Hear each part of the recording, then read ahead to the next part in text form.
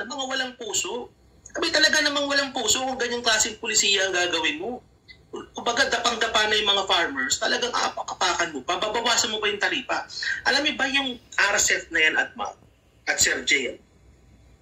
Base sa analysis ko mismo ng rice industry, kasi may balak po ako na mag-submit kay Secretary Cynthia Villar ng isang analysis patungkol kung ano yung mga pwedeng gawing pag-reforma dun sa rice tarification law. Probably that's a separate discussion. No? But the thing is, nakita ko sa takbo ng datos ng rice industry natin is that may bahagyang pag-increase sa productivity ng mga farmers. Bagamat nakasuffer sila ng losses in profit as a result of price tarification law, merong bahagyang pag-increase ng productivity at ang aking suspecha doon, nakatulong yung mechanization, nakatulong yung konting ayuda na galing sa ARCEP. Kumbaga ngayon pa lang tayo nagsisimula na ayusin yung industriya at sa pamamagitan ng pondo na nakukuha sa taripa, ngayon hindi biglang babawiin. So yun ha.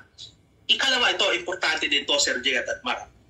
Itong polisiya na to, blanket ito eh. Huwag sabing blanket, binaba mo yung taripa, inaasahan mo, bababa ang presyo ng bigas across the board. Ibig sabihin, pati yung mga mayayaman, that they can afford to buy the higher priced rice, pati sila makikinabang dito. Anong klaseng polisiya ito? Kung ang problema natin is yung mahihirap natin mga kababayan, hindi nila ma-afford yung presyo ng bigas, dapat ang polisiya targeted to those people who cannot afford to buy rice. Bakit pati yung mga mayayaman, na kung saan, na kaya nilang maka-afford, kaya nilang i-absorb yung inflation rate ng bigas ng 20%, they could absorb that. Pati sila makikinabang as a result of this pagbaba ng taripa. Diba? Hindi lang yun.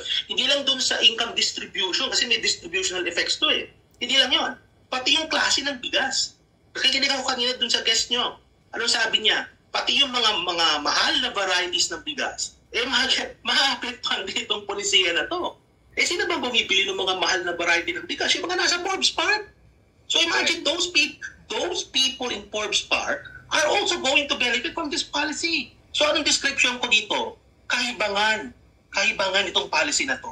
Kaya ito, Secretary Balisacan, sana nakikinig ka. Minsan nga magkape tayong dalawa.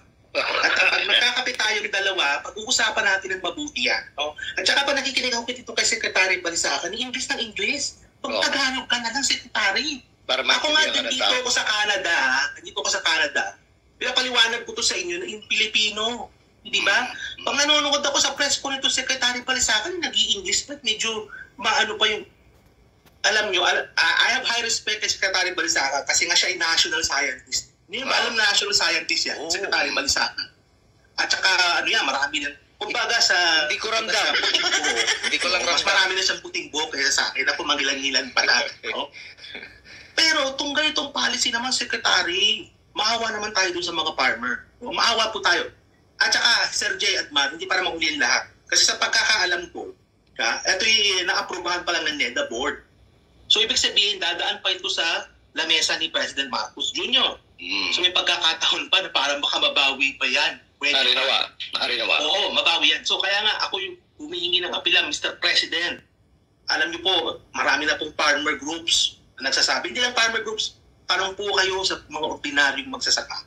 Huwag na yung mga politikong farmer, huwag na doon. Doon tayo sa talagang on the ground ng mga farmer.